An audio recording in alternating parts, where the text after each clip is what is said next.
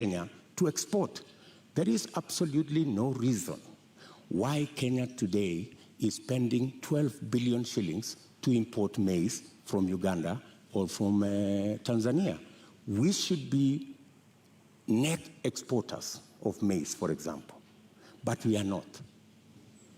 And the reason why we are not is because our agricultural sector is undercapitalized. We have removed the support that farmers always had. And that is why, for the first time, because of the things we didn't do, because of the removal of the fertilizer subsidy, for the first time, the price of unga has gone to 230. Honorable Deputy President, you say that a lot was done in the first term, and that is why we got to a point where in 2017 we still had rise in food prices. In 2017, it was specifically because of drought. And for your information, the prices of flour, maize flour, went to 140. It didn't go to 230. That's the whole difference. However, then, even in the situation of drought in 2017, what the debate then was, 2 kilogram packet of maize was retailing at 140.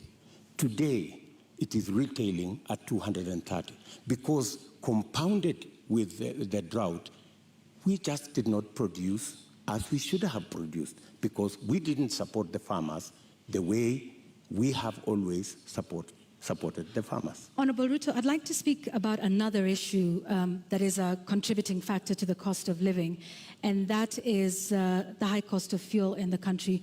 What do you propose to do with that? Because there's also a current subsidy in place for that. What do you think is the solution to the rising cost of fuel, which, as you know, drives the cost of a number of other products? I think the first thing that we need to do is to look at the taxes, because 50% almost of the cost of fuel in Kenya is taxes.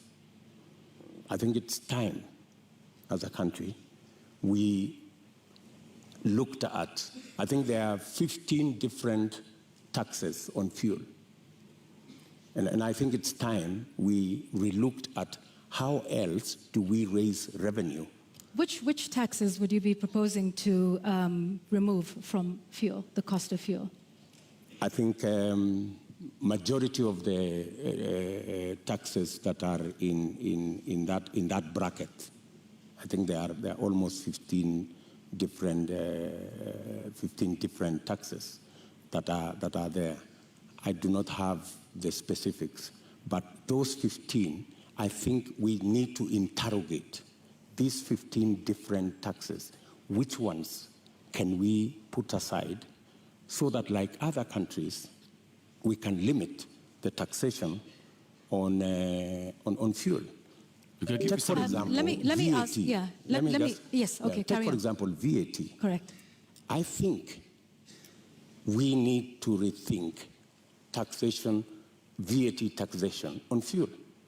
That was the latest inclusion of taxes on fuel. And I think it was very controversial. Yeah, Honorable Ruto, VAT on petroleum products was indeed controversial. Let me take you back to 2013 when VAT was imposed on this as a condition by IMF. At the time, then Majority Leader Aden Duale said, and I quote, "The 181 members have been convinced by our party leader and our deputy party leader on the rationale of 8% VAT on petroleum products." He went on to say, 181 is a very big number, and we will convince our members from the NASA side. So you, at this point in the year 2015, I believe, when this was passed, were pushing for 8% to be added on VAT. Today, you are saying you want to abolish VAT on petroleum products. Why should Kenyans believe you today? Why wouldn't they? I mean, we live in a dynamic country, and it's only fools who don't change their mind. If you are in a situation where the price of fuel has gone to 160, I mean, it's time to think. I mean, when this VAT was imposed, then the price of fuel was under 100. Honorable Ruto, when the around 100 shillings. when the VAT was imposed, it was at the time a condition by IMF when we were seeking a precautionary facility. Today we find ourselves in the exact same position with a third tranche of an IMF facility, and once again they are calling for the same issue that we are facing with VAT then is the same one we are facing now. And at the point, IMF has in fact said that we do not need to be removing taxes on petroleum products. So with an IMF facility already in place, are you then saying you are going to go back to the IMF and renegotiate the terms of that loan that is already in place regarding IMF VAT on fuel products? What's wrong with negotiating with IMF? I think any reasonable government, looking at the situation where we are, looking at the cost of living and how many Kenyans are every day sinking below the poverty line, I think it takes a courageous government to sit down with our development partners, and they are fairly reasonable people, and have a discussion. And I think they are, if not 8%, we need to renegotiate on some of the items that are outstanding. And apart from looking at that, there are other instruments that we can deploy. For example, we have the fuel subsidy fund. We need to think about how that fund is being used, how we are deploying it. Are we deploying it correctly? Is it giving us value? And what changes can be made? We need an open and frank conversation with our development partners who support us. And to the best of my knowledge, they are not unreasonable. They are reasonable people, and they can entertain a conversation on negotiating some of the terms that have been offered to us. Honorable Ruto, I think that will take us into our second conversation tonight, and that is on the issue of national debt. And I'd like to pick up just where you left off. You say our partners, are open to renegotiation. However, on the matter of renegotiating our debt, Honorable Ruto, you just last week in an interview with the international press said you will not be entertaining discussions around renegotiating our debt. In fact, with respect to your competitor who is not here with us today, when he brought up the issue, you in fact called his statement on that condescending and reckless. Mr. Deputy President, are you tonight changing your position and saying you will renegotiate and seek to restructure our debt? Not at all.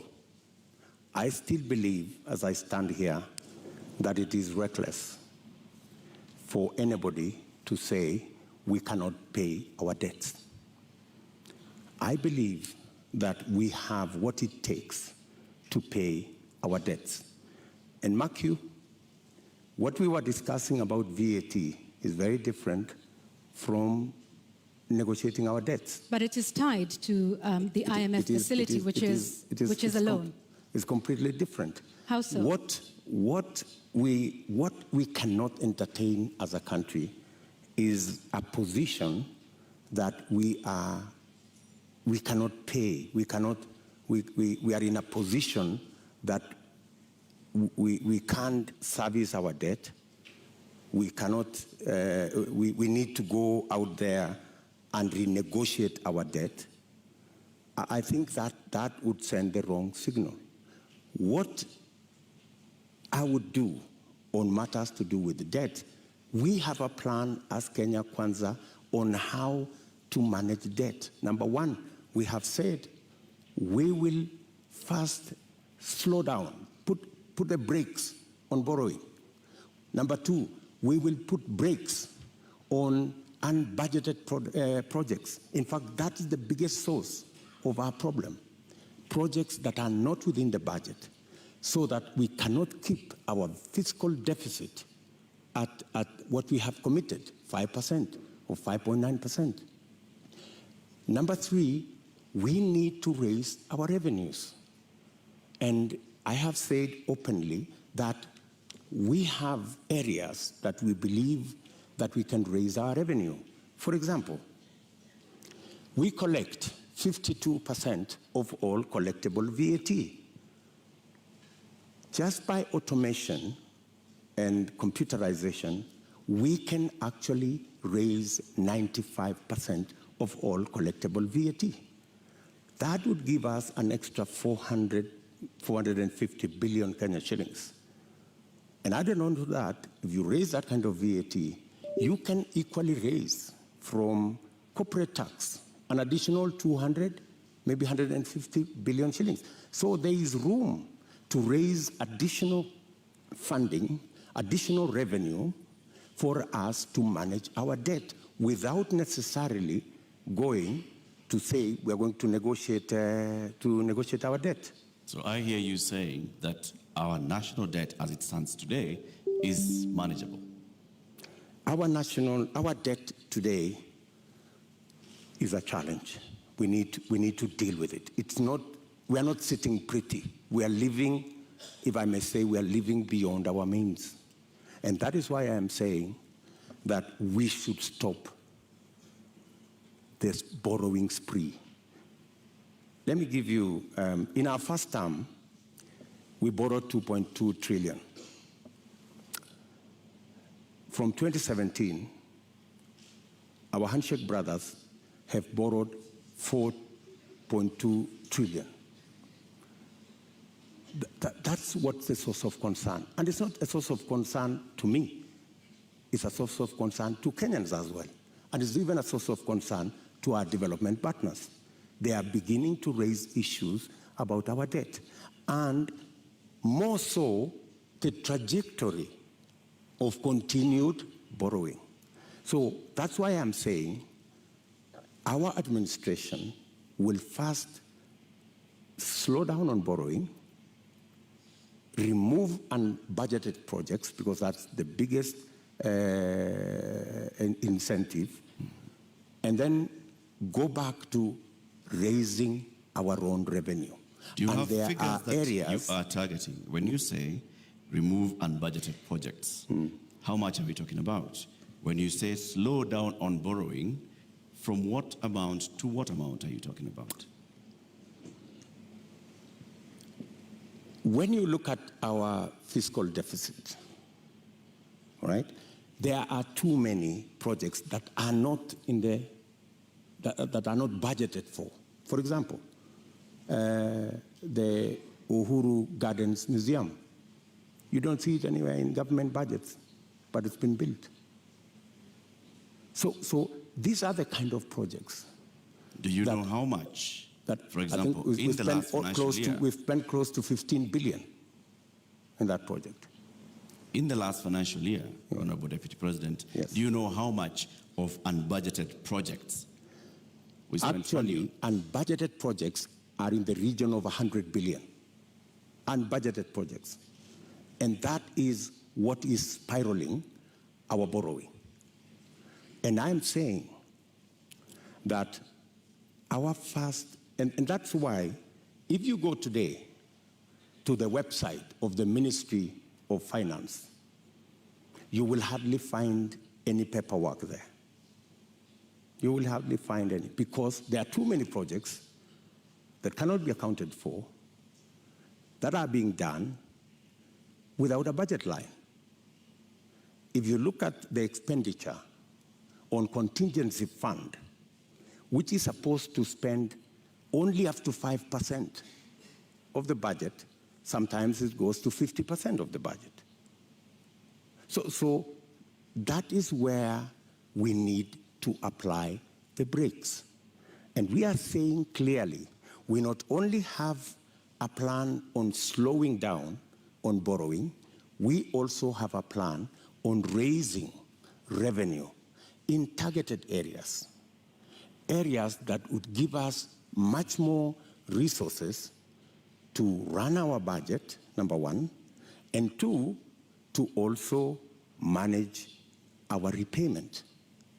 And in that particular instance, you may want to know that almost 80% of all our borrowing is actually domestic, which means we are also hurting our own enterprises locally. Access to credit becomes a big challenge. We must think of how we must slow down on borrowing locally and see how we can externalize government borrowing. And it doesn't have to be borrowing. Some of the programs, we must get the stock exchange to take up some of the areas of raising revenue. The stock exchange is a wonderful instrument. We saw it when we were selling the shares of Safaricom. Safaricom was looking for 50 billion. They got 250 billion. It tells you there is a lot of money out there. If we used different instruments, how do we use the different instruments of raising capital for long-term investment using the instruments we have, revenue, and using the stock exchange? So these are avenues that are available for us to be able to take our development forward and minimize on borrowing. Honorable Ruto, while we stay on the issue of national debt for a moment, for decades, the Treasury has refused to make public contracts that have been signed with some of our lenders like the Exim Bank of China or the China Development Bank. You've been part of a government that has refused to make this information public. Why? Those contracts and agreements, in accordance with the Constitution, are public documents. And the public have a right to know and to have access to that information. The fact that that information is not being made public is against the Constitution. So, under but yet, the Mr. Kenya Deputy Kwanza President, administration, you have not. This is something that you could do. You are the Deputy President of this republic. Is this not something you could do or make happen? When you are Deputy President, I'm sorry you've not been one, you would understand to what extent you can do things. And let me give you an example. Many people did not see the mettle of Mwai Kibaki until he was president. When he became president, he made a sterling job of being president. All along, everybody thought he was a lackluster performer. I am undertaking to the people of Kenya that given a chance to be president, things will be different in Kenya. So let me ask this just one more time. You are the sitting Deputy President of this. You say this should have happened constitutionally, but it did not. Was this not something that came up in cabinet meetings that at least we've not seen you protest about this particular matter? Because debt transparency and debt, what we owe and who we are paying is something that taxpayers should know.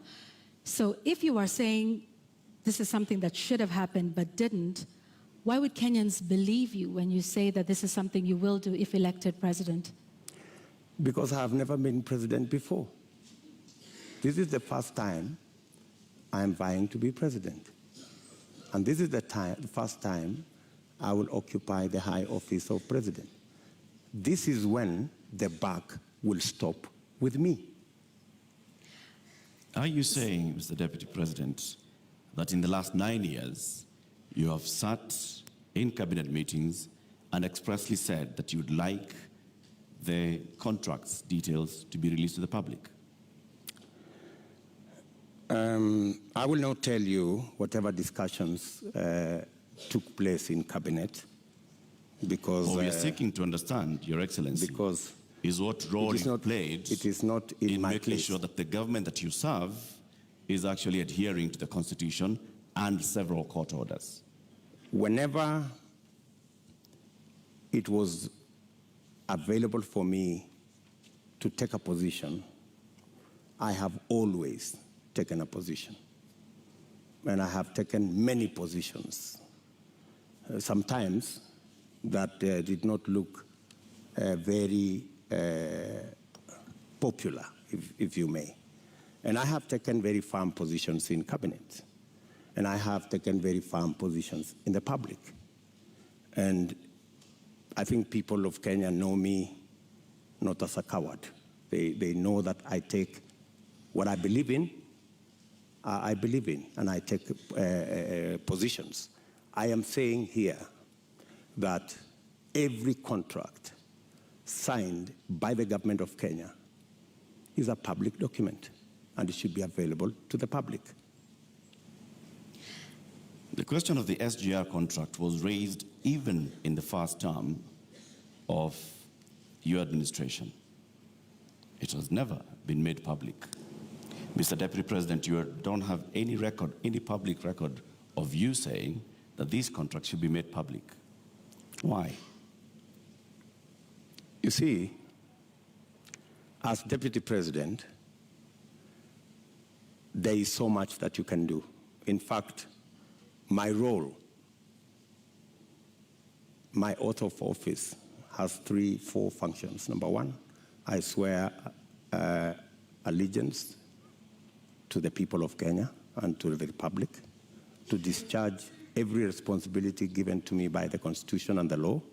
And number 3, to advise whenever required. That's the language of the Constitution. Whenever required, the President on matters that he requires advice.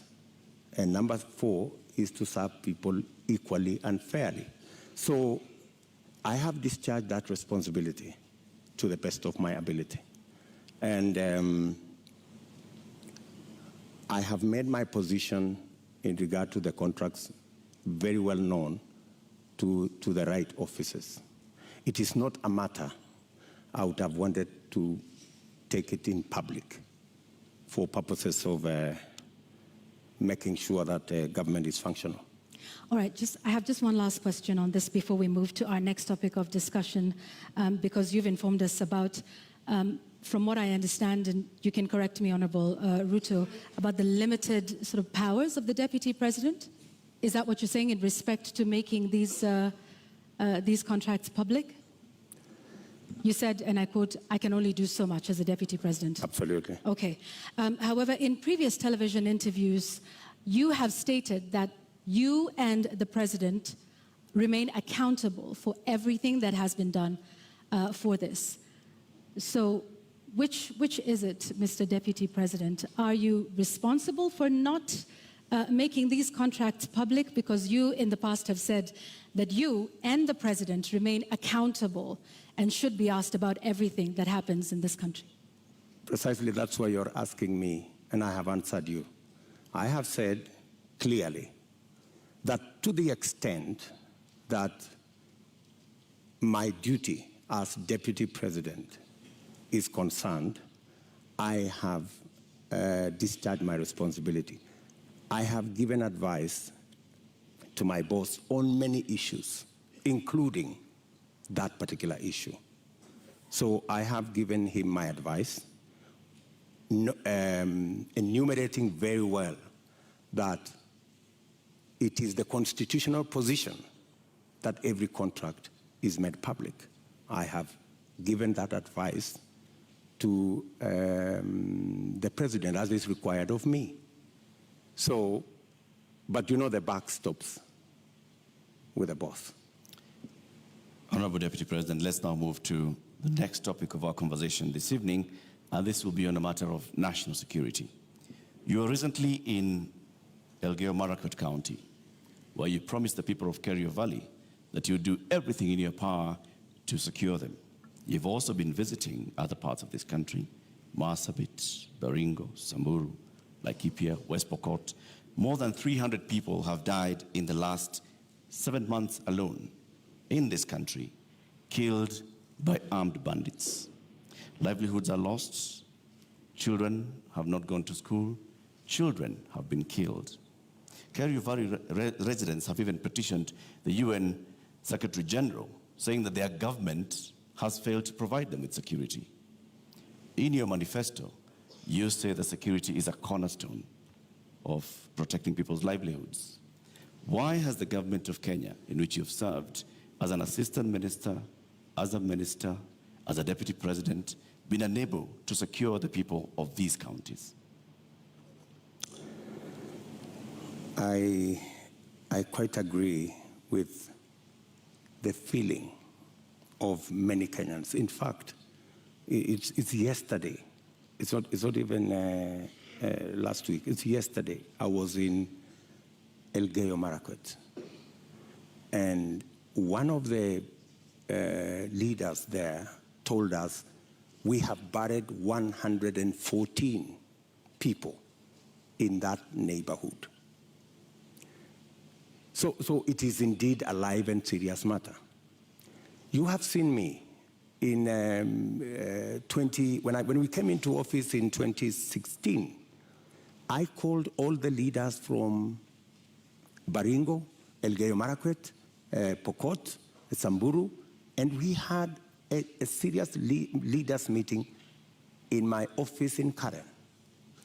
And because of that meeting, for about 3 years, we went round, we mobilized all the governors, and we provided National Police Reserve in all those areas. And the situation was under control. But when we came into the handshake arrangement, a false narrative,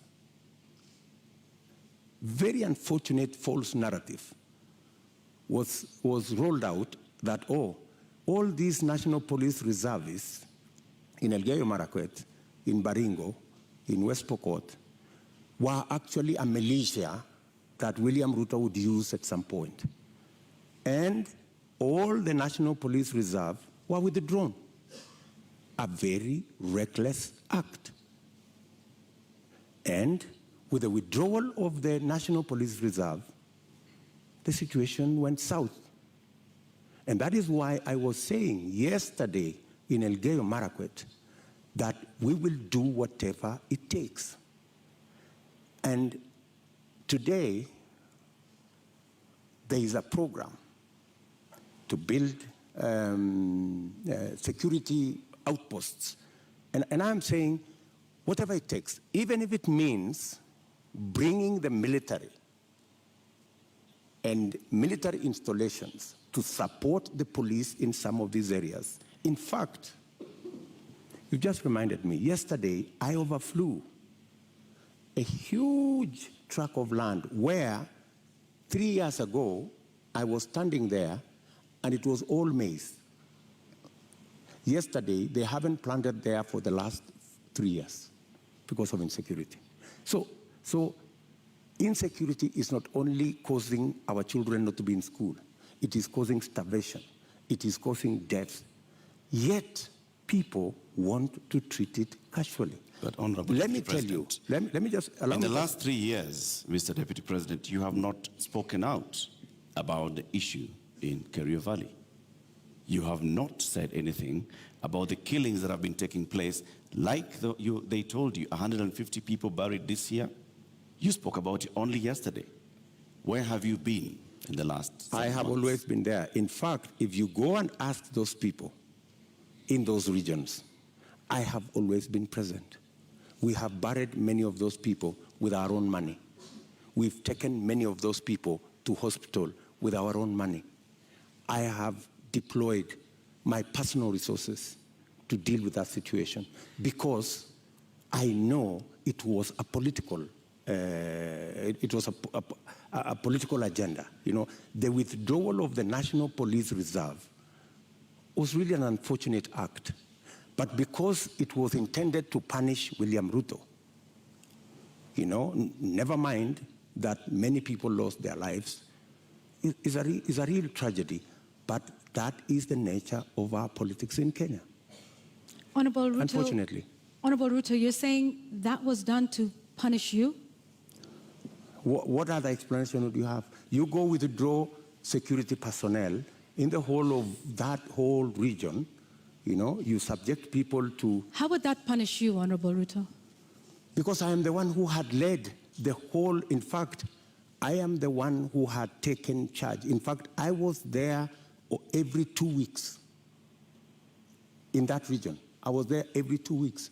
I am the one who mobilized the resources. I am the one who mobilized the security men, the identification of the National Police Service. And so it looked like it was Honorable Ruto, it was about me. Understand. It was never about me. Did you mobilize those resources on a personal basis or as deputy president? As deputy president. So why would your government punish the deputy president? You live in Kenya, my good friends. And I am failing to understand it, sir. And you know... Are you telling the people of Kerio Valley that 150 of them have been buried this year alone just because a government is punishing the deputy president? Not just that. The Kimwarer and the Aror dams were cancelled intentionally to punish my supporters. That's it. We will come to that, sir. You, as the deputy president, consume intelligence reports. Tell us, over the last 30 years, what is it that has led to this continuous cycle of violence in Kerio Valley, in Baringo, in Samburu, in West Pokot, even going as far as Marsabit County? What causes this, and what will you do, knowing the intelligence that you have?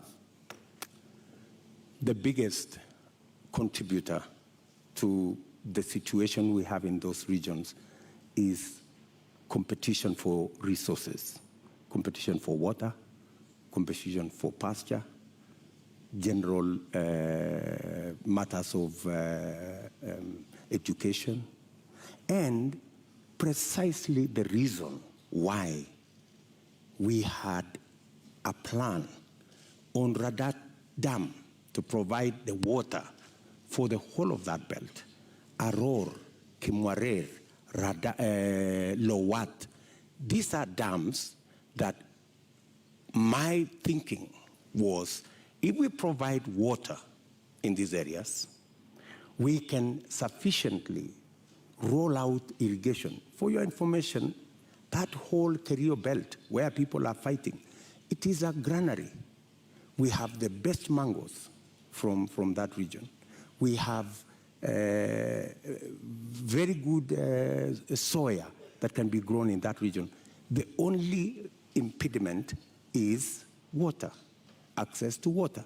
And there are enough rivers to be tapped.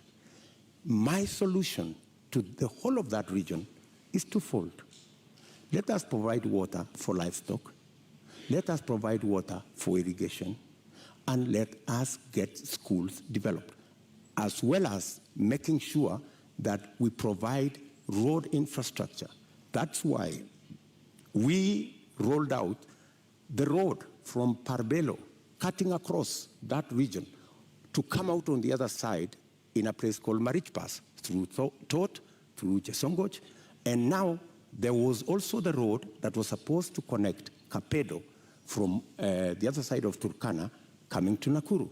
Opening up that area is the solution. Opening up that area in terms of infrastructure and opening up that area in terms of water infrastructure will provide the solution. Unfortunately, there are people who don't see it that way. So you say that the Aror Kimorel Dam, you've recently said that you are going to complete it should you be elected president. Yes. Why did it fail? I will. Yes, I will. It didn't fail. It was meant to fail. I mean, let me tell you. As the deputy president, sorry, sir, to just interject. As a deputy president, and like I started by saying, you've been minister before, you've been an assistant minister, we are talking about violence that has been taking place for decades, not just in the term that you've been deputy president. So this is not about you being punished now, unless you're telling us that for a long time, there are people that have been scheming to punish William Ruto by killing the people of Kerio Valley. That's not what I'm saying. I am saying we had a solution. We had close to 5,000 National Police Reserve. In fact, we'd even moved a step forward to provide armored vehicles to make sure that we can follow whoever these criminals are, right? We had a plan. Unfortunately, that plan was frustrated. And you know, the plan was, let's provide a National Police Reserve. Then let us construct the roads. Then let's provide water infrastructure. And then let's provide school infrastructure. That way, you ease out people from that situation where they are today to a new environment where they appreciate education, they have food to eat, their animals have water and pasture, and then you can develop that region. In fact, in my mind, that's where the future of Kenya is, because we have huge tracts of land in that region. Honorable And the fact Ruto. that people have been fighting in that region forever doesn't mean that they should continue fighting. Honorable We should Ruto. find a solution. Honorable Ruto, let's go back to the issue of water, and you've mentioned the Kimwarer and Aurora dams. And you say that as well was cancelled to punish you? That Well, was some of the cancelled court for filings- political reasons. For political reasons. Well, some of the allegations that have been made, by the DPP in court is that payments were made contrary to the law. They were not processed through the consolidated fund. That in fact, this was all done to ensure that there were kickbacks, that the government made advance payments, including 11 billion shillings in excess of unnecessary debt to, this is what they're saying, which prosecutors say were to go to, friends and co-conspirators of this scheme. If this is what you allege, are you alleging tonight, Honorable Ruto, that there is a big conspiracy between the DPP, between the courts, and also politically with respect to the Aurora and Kimwarer dams that are now in court? For your information, Aurora and Kimwarer was signed at the same time with other government projects, signed by the same companies, funded by the same financiers, and they were signed not with me, witnessed by the President of Kenya. So these are not projects that were cooked at night or in some dark corner, right? How come that the only projects that did not go through is Aurora and Kimwarer? All the others went through. That's number one. Number two, today, the government of Kenya is in court because the contractor, with all those allegations that have been made, the contractor has gone to court to demand payment of another 12 billion shillings. I mean, that should concern everybody. There are also How do suspects you... in court, Honorable Ruto. Pardon? There are also local suspects in court over the matter. Forget about the court matter here. The contractors are in court in London, and the government of Kenya is already replying to the case in court. And they cannot afford to make it public because it's embarrassing. Why did the contractor not continue with the project? Because he was denied the land where to set up the dam. And that was an undertaking by the government of Kenya, that we're giving you a contract, we're going to give you land, we're going to give you this infrastructure for you to carry out, for you to build the dam. And the reason given then was that, the dam was going to be in a forest. How many dams are in the forest? We have Yamo Dam. We have Yamo Dam in the forest. We have many other dams in the forest. So I think, we have to be honest with ourselves.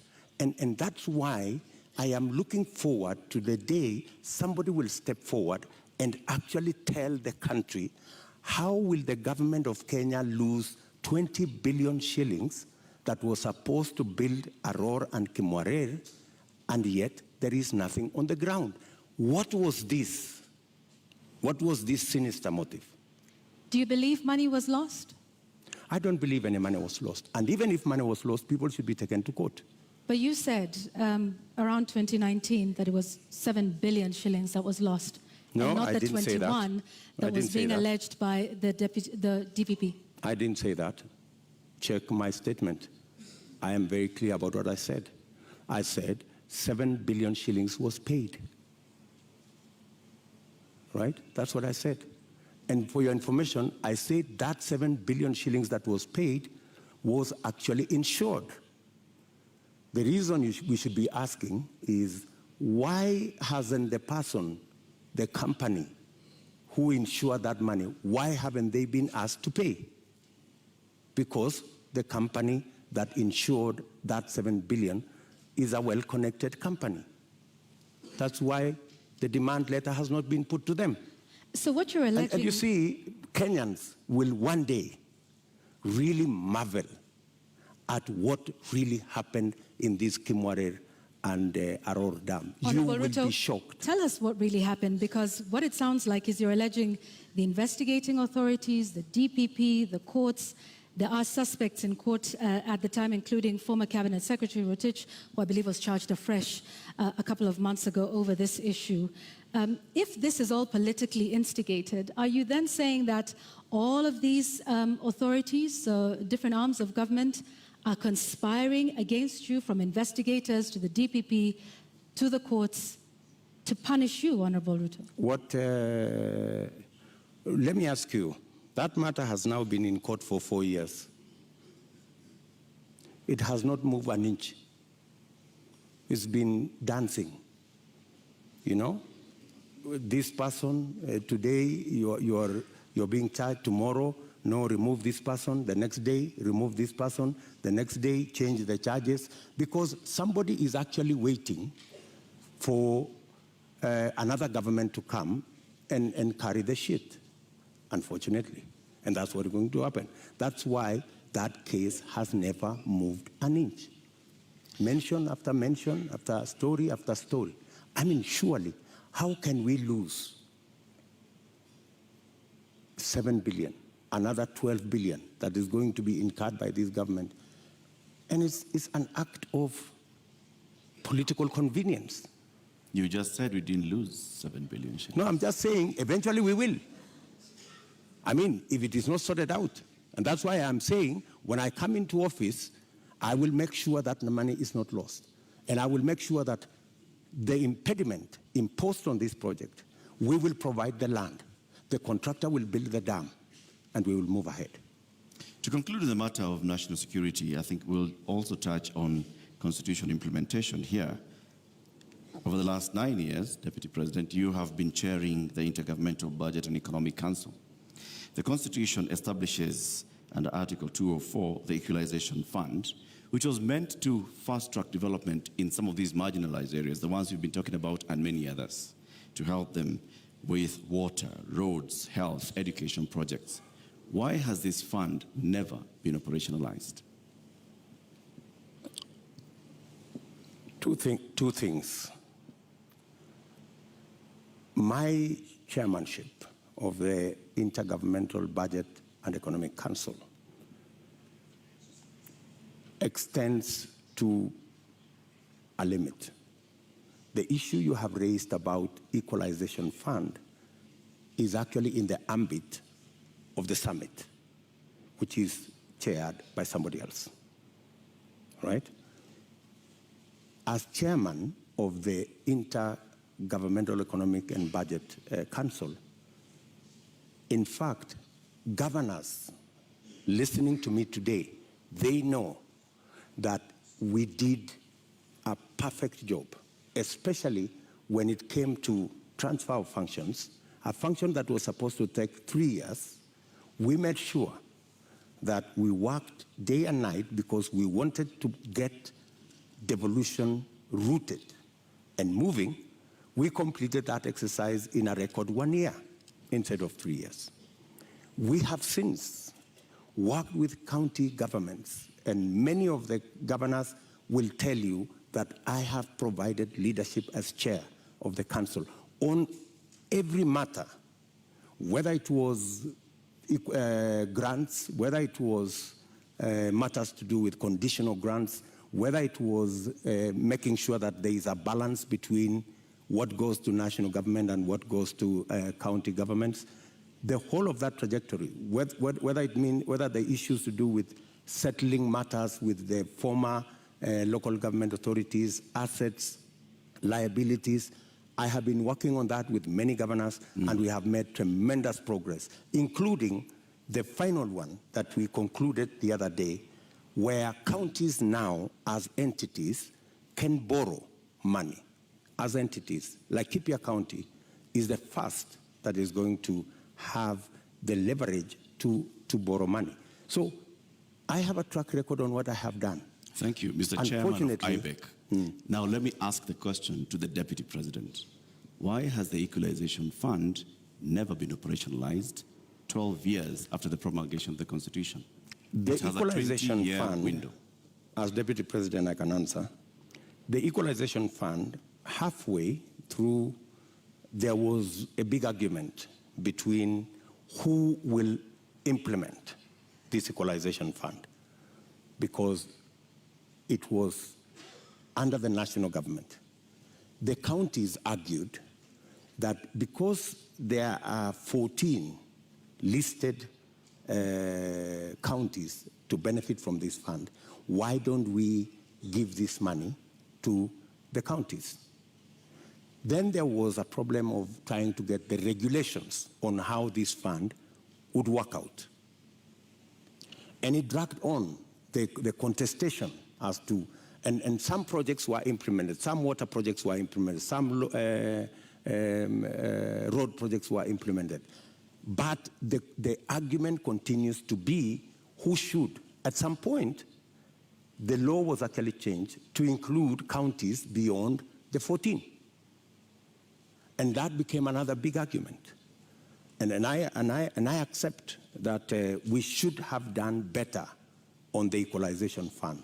And that is why I have made a commitment in our manifesto that that Equalization Fund, whatever the balance of the time that is left, we will make sure that we devolve it to counties. In my belief, the counties are better placed to run that fund than the national government.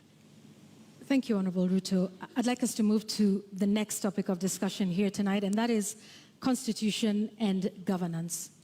13 years since the adoption of the Constitution of Kenya 2010, citizens continue to complain about non-effective implementation and a weak culture of constitutionalism. Honorable Ruto, which part of the Constitution of Kenya do you think has not been implemented with fidelity, and why? I think we should sort out the two-third gender rule. I think we owe it to the people of Kenya, and especially to the women of Kenya, that this part of the Constitution is implemented. I believe that we need to sort out certain matters to do with devolution, like the one I have said, the Equalization Fund. I think it was wrongly put under national government. It should go to the counties. I also believe that there are functions that should not have been made contingent or shared functions between the national government and the county government. Regional authorities, for example. Those are functions that we should either agree to be managed by counties jointly or to be subsumed into county governments. If it is Kerio Valley, how do we split it so that the counties in the Kerio Valley we have a Kerio Valley Development Authority. Should that be managed by the national government? I don't think so. I think it should be managed by the counties in the Kerio Valley. So these are some of the functions that I think we need to clarify. We need to complete the implementation of the Constitution. I have raised, for example, the matter of the Judiciary Fund. I think we have wasted too much time in implementing the Judiciary Fund.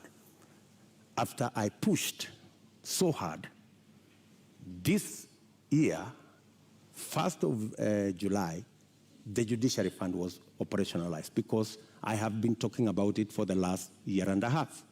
So these are some of the sections that I believe that we should be able to conclude the implementation of the Constitution. Let's go back to the two-thirds gender principle. In your view, why did we fail in terms of getting this since 2010?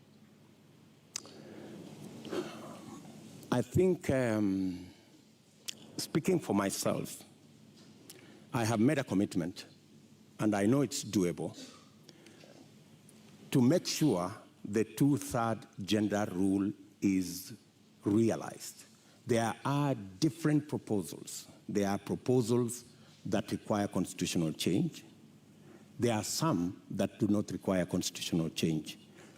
And I have assembled a team of very competent constitutional lawyers to look at how we can have a framework in 90 days of our government, and within 1 year, make sure it is implemented.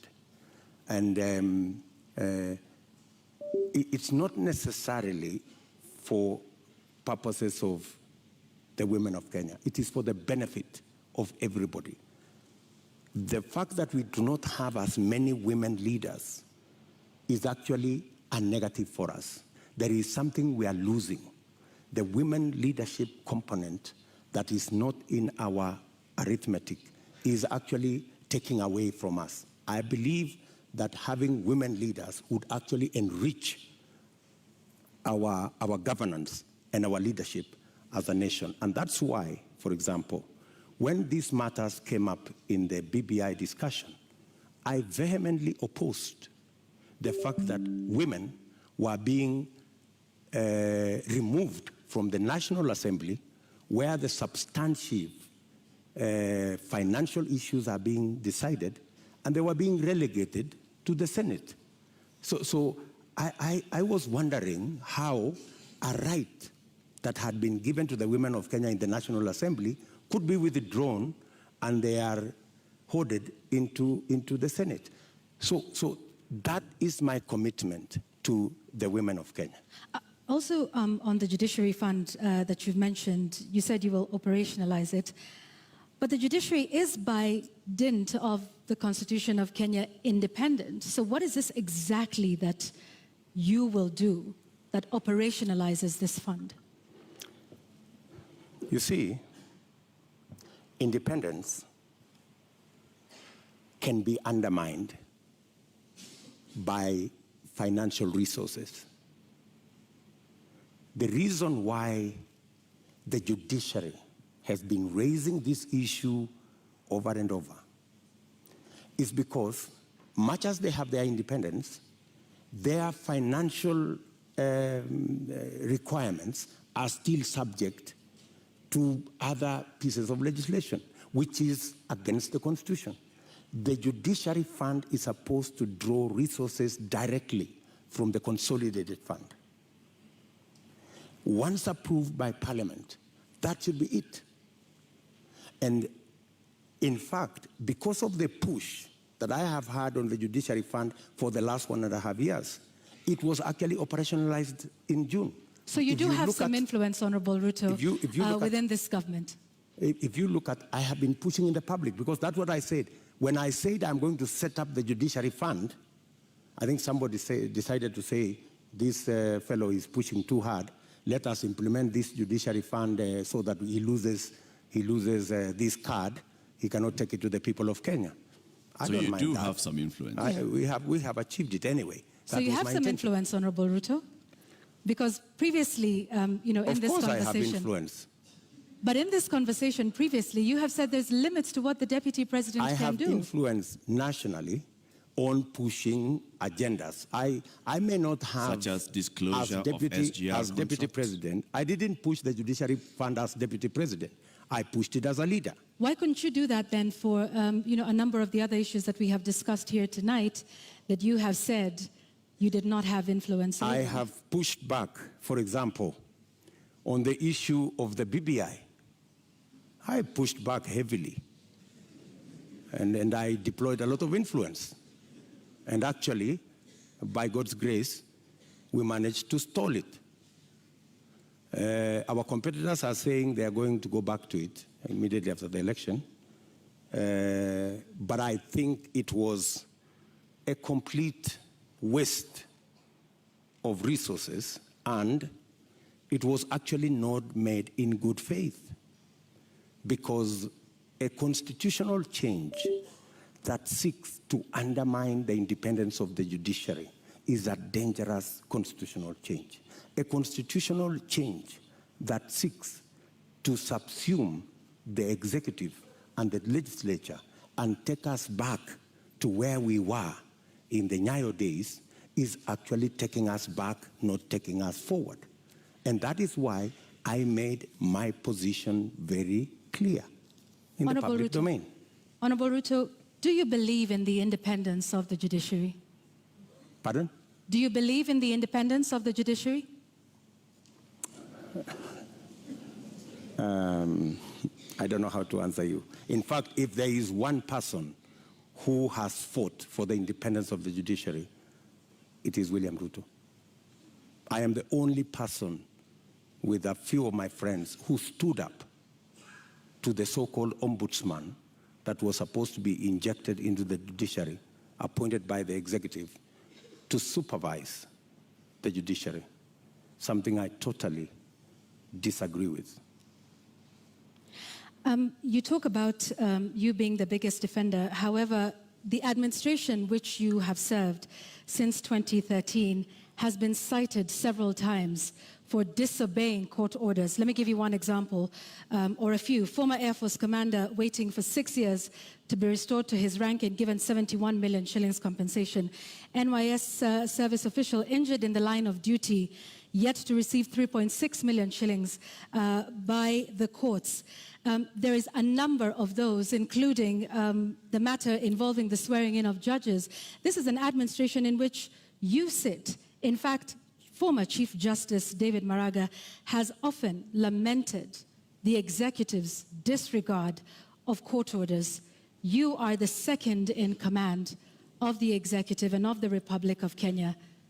What are your thoughts then around the independence of the judiciary, and why have there been so many court orders disobeyed under your watch as Deputy President? Two things. I am an ardent believer in the independence of the judiciary. When the judiciary issued a ruling nullifying our election, I went out of my way to persuade my boss for us to go back and do the election again. Because much as we criticized that judgment, because we believed that we had won that election fair and square, but because of our commitment and belief in the judiciary, we still obeyed the dictates of the judiciary. That's one. You have raised incidences where, of course, judgments have been entered against government and they have not been sorted out. And I quite agree. And in fact, that was one area we identified even as we developed our manifesto. If you look at our manifesto, we have squarely identified that as an issue, that we cannot continue this situation where government leads in disobeying orders. Honorable Ruto, yes, that's indeed a good matter for me to interject. Just hang on one second, Honorable Ruto. Yet you have sat in that administration which has defied court orders. We haven't heard you raise issue on that. And in fact, now that you brought up the 2017 Supreme Court petition, you were rather unhappy with the Supreme Court judges. You called them those 6 people. You called them Wakora. Does that demonstrate respect for the judiciary? In fact, I had occasion to have a one-on-one with Maraga. And I told Maraga an incident when I first came into Parliament. I met Paul Muite, a seasoned lawyer and a legislator, and he told me this, which has really stuck in my mind. He told me, young man, when I first became a member of Parliament in 1997, 98 actually. So he told me, when you support a government, it also includes criticizing that government when it goes wrong. So part of supporting a system is pointing out when you think they are not doing the right thing. Criticizing them is one thing, Honorable Ruto, but calling them wakora, which means conmen, do you believe that the Supreme Court judges of 2017 were conmen and women? I would want to understand in what context that wakora thing you have mentioned, because I have, if there is any respect for the judiciary, is to comply with the decision of the court. Did we comply with the decision of the court? Yes. We went back to the election. But you haven't in many of the other court orders that we have cited here tonight. We went back to the election. And the admission that the fact that there are so many outstanding issues and the fact that I have singled them out and they are part of what I intend to sort out is actually halfway the solution. I don't think if you look at the manifesto of our competitors, they have recognized that as an issue. I have recognized that as an issue because I believe in the independence of the judiciary. I believe government should lead from the front in obeying court orders. And in fact, we have said in our manifesto, if you read it clearly, it says we will look at all judgments that have been entered against government. And we will develop a mechanism to make sure that within 1 year, we comply with all judgments entered against government so that even as we drive the country to obey court orders, we lead as government from the front. Let's talk about something else, Mr. Deputy President, and this is with regards to leadership and integrity. Your opponent, who did not turn up tonight, said he could not come to this debate because he did not want to face a man who has no regard for ethics, public morals, or shame. How do you respond to that? Do you sincerely believe that that is the reason why he's not here? I don't think so. I don't think so. My competitor is not here because he doesn't have a plan. He doesn't have an agenda. He cannot articulate anything to the people of Kenya. That's why he's not here. Secondly, my competitor is not here because he doesn't want to answer difficult questions. You know, he's been part of this administration, the handshake administration, for the last 5 years. KEMSA happened, and many other things happened. In fact, my competitor could not come here because he's not the real candidate. He's a project. At this moment, Honorable Ruto, just one moment, just to remind our members of the audience that they agreed to abide by the rules of the debate, and that involves no cheers, no jeers, no noise. Honorable Ruto, I'm sorry I interrupted you. Please carry on. Sorry. So, I mean, that's the reason. So these are just scapegoats. You know, he's dodging difficult questions. He doesn't want to answer. His allies, the handshake allies, Mr. Deputy President, there are expectations that are laid out in the Constitution and in law with regards to the character and the values that a leader should have. Do you think when you go out in public campaigns and you use terms to describe your fellow leaders, that demonstrates you as somebody with great values, fit for leadership? I have tremendous respect for all Kenyans and all Kenyan leaders. I have not in any way undermined the public standing of any leader or any person or any Kenyan for that matter. I have not called anybody washenzi. I have not called anybody takataka. I'm just a... Kitendawili? Huh? Kitendawili? I mean, is kitendawili an insult? Uganga? is, I think we have all come to understand what kitendawili means. Mr. Deputy President, there's public perception that associates you with a rather good appetite for acquisition of property, particularly land. And this has been mentioned many times. Questionable acquisition of land, this has been said publicly, Taita Taveta, in Transmara, the former Vice President's house, the late Joseph Murumbi, and others. In fact, there was a conviction in court with regards to 100 acres of land that you were ordered to surrender back to its rightful owner and also pay some reparations. Does this public perception affect you? For your information, that's why I am proposing in our manifesto to deal firmly and squarely, institutionally, with a fight against corruption. Because allegations are made, left, right, and center. Any piece of land that I have is legally acquired. In fact, I think we need to discuss the Muteshi land. You've talked about the 100 acres. I was a victim of fraudulent sellers of that land. What the court ordered me to do was to pay for the 3 years I had occupied the land. And they calculated and said the income from this land would be approximately 5 million shillings for 3 years. And that's what I paid. The people who sold the land to me were taken to court for fraudulently selling the piece of land to me. Those people are in court.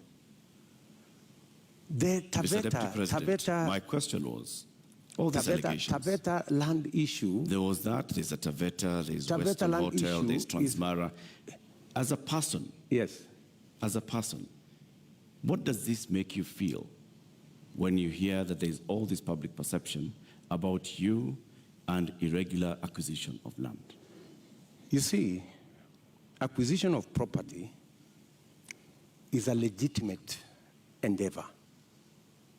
How you acquire it, if it is legitimate, you've paid value for it, and I want to tell you, I have paid value for any property that I have.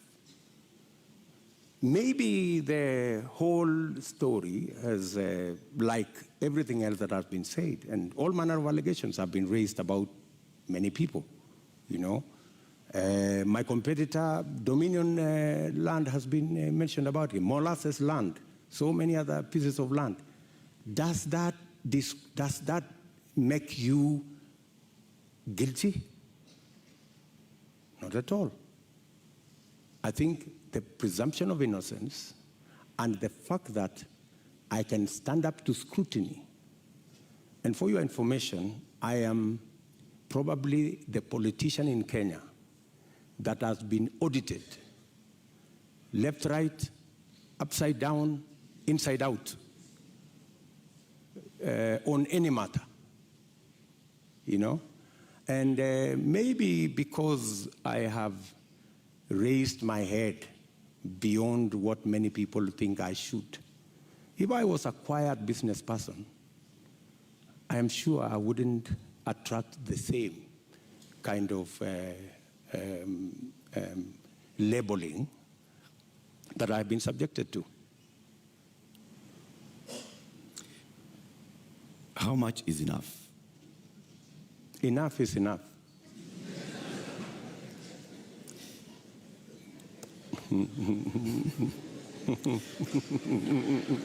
Mr. Deputy President.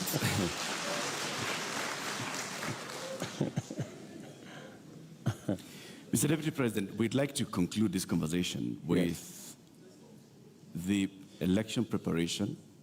We're just 2 weeks away to the August 9th general election. You've previously said that, yes, you are willing and ready to accept the outcome of the election. Are there any circumstances under which you will not accept the outcome of the election? For a minute. accepting the outcome of the election includes going to court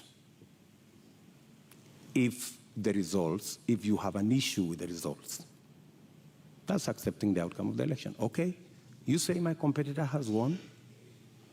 I have a doubt, and I will go to court.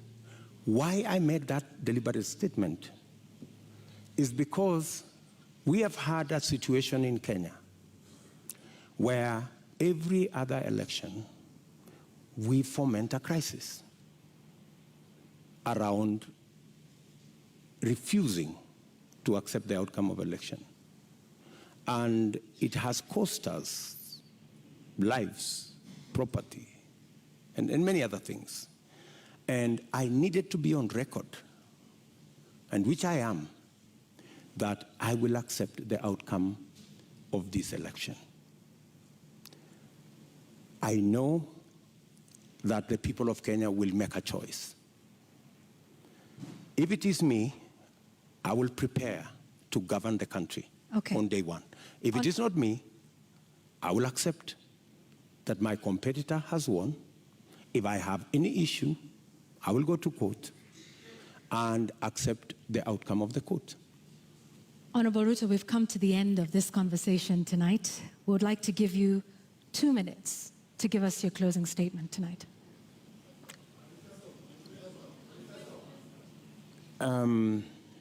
I think it is very important for us to look at this election against what is the competition. Our competitors have run away from this debate in total contempt to the people of Kenya, because it's not William Ruto who is going to make this choice. It is the people of Kenya that we are speaking to. They have very little regard for the people of Kenya. They think the deep state is going to make the decision. They think that the system is going to make the decision. I want to tell the people of Kenya tonight that they are the ones who will make the decision on the 9th of August. Their vote is what will make the next government happen. And I want to encourage them to disregard the propaganda, the mobilization of chiefs and all these people and the provincial administration and the whole of this contempt and madharau, and tell them, tarehe 9 mwezi wa 8 wa Kenya, ninyi ndio mtaamua serikali ambayo inakuja. Na mimi nawaambia, serikali ya Kenya Kwanza itapunguza gharama ya maisha. Tutahakikisha kwamba watoto wetu milioni 5 wako na ajira. Tutahakikisha kwamba kila mmoja wetu anaweza kwenda hospitali na kuwe na bima ya afya, na tunaweza pia tutahakikisha kwamba kuna maji na watoto wetu wanasoma. Tuko na mpango. Tarehe 9 mwezi wa 8 waamuke, wapige kura, watengeneze serikali, tuende mbele pamoja. Shukran sana, Mr. Deputy President. Honorable Dr. William Ruto, thank you for making the time for us tonight. Thank you very much. That's right.